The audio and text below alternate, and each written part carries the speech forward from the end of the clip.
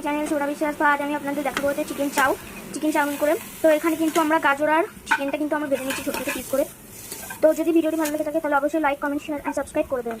তো চলো স্টার্ট করা যাক। তো ফার্স্টেই কিন্তু আমরা ডিম ভাজা কিন্তু ভেজে নিয়েছি, আর এখন ভাজা হচ্ছে গাজর আর চিকেনটা। তো কিন্তু আমরা সেদ্ধ আর ভাজা করে নেবো। গ্যাসটা কিন্তু আমরা লো ফ্লেমে দিয়ে রেখেছি।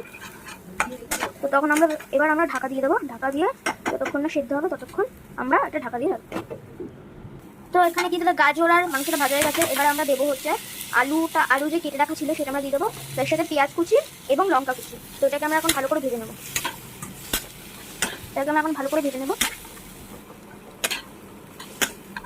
তো গাইস তোমরা দেখতেই পাচ্ছ।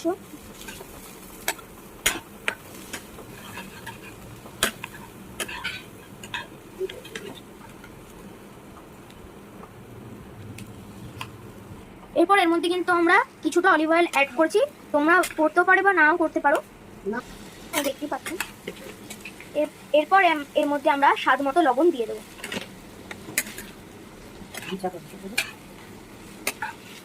এবং এটাকে আমরা ভালো করে নাড়িয়ে দেবো।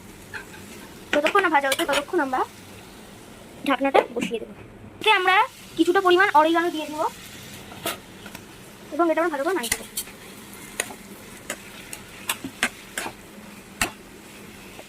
এরপর আমরা দিয়ে দিলাম রেড চিলি ফ্লেক্স আর একটু মিক্স এবং এটা আমরা ভালো করে নাড়িয়ে নেবো। এবং আমরা এর মধ্যে আরেকটু কাশ্মীরি লঙ্কা দিয়ে দিচ্ছি আর ঢেকে দেবো। আবার ঢাকাটা খুলে একটু নাড়িয়ে নেবো এবং ঢাকাটা আবার চাপা দিয়ে দেবো সেদ্ধ হওয়ার জন্য। এরপর আমরা এর মধ্যে ভিনিগার দেবো।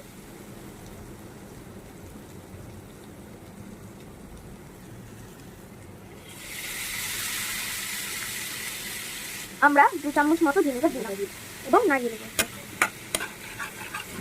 এবং কালারটা কি সুন্দর এসেছে লাল লঙ্কাটা দেওয়ার পর। এরপর আমরা এর মধ্যে ক্যাপসিকাম কুচি দিয়ে দেবো এবং নাড়িয়ে নেব।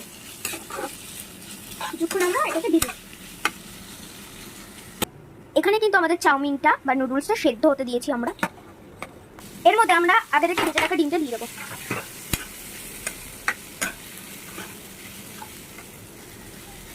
দেখুন সুন্দর কালারটা এসেছে।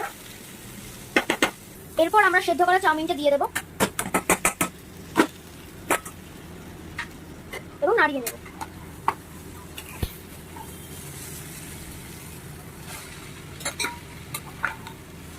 তো একটা খুন্তি দিয়ে হচ্ছে না, তার জন্য আমরা 2টো খুন্তি নিয়েছি। দেখো গাইস, কিছুক্ষণ নাড়াতে না নাড়াতে কালারটা কিন্তু ফুটে উঠছে এবং দেখতে টেস্টি লাগবে, খুব টেস্টি হবে মনে হয় খেতে। দেখো 2টো হাতা দিয়ে কিন্তু নাড়ানো হচ্ছে, এখানে একটা হাতায় হচ্ছে না বলে। এর মধ্যে কিন্তু আমরা 1 প্যাকেট সস দিয়ে দিলাম। যেহেতু আমরা কিন্তু বেশি সস খাই না, তার জন্য মানে কালারটা একটু লালচে করার জন্য আমরা কিন্তু 1 প্যাকেট সস দিয়ে দিয়েছি। এবং আমরা এটা কিন্তু ভালো করে আবার নাড়িয়ে নেব। আবারও আমরা ভালো করে নাড়িয়ে নেব। এর মধ্যে কিন্তু আমরা দিয়ে দেবো পিৎজা পাস্তা সিজলিং করার জন্য আমরা এটা দিয়ে দিচ্ছি এবং ঢাকা দিয়ে দেবো।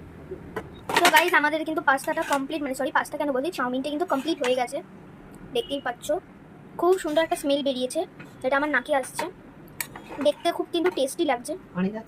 আমাদের চাউমিন কিন্তু কমপ্লিট হয়ে গেছে। তো তোমরা দেখতেই পাচ্ছ গাইস।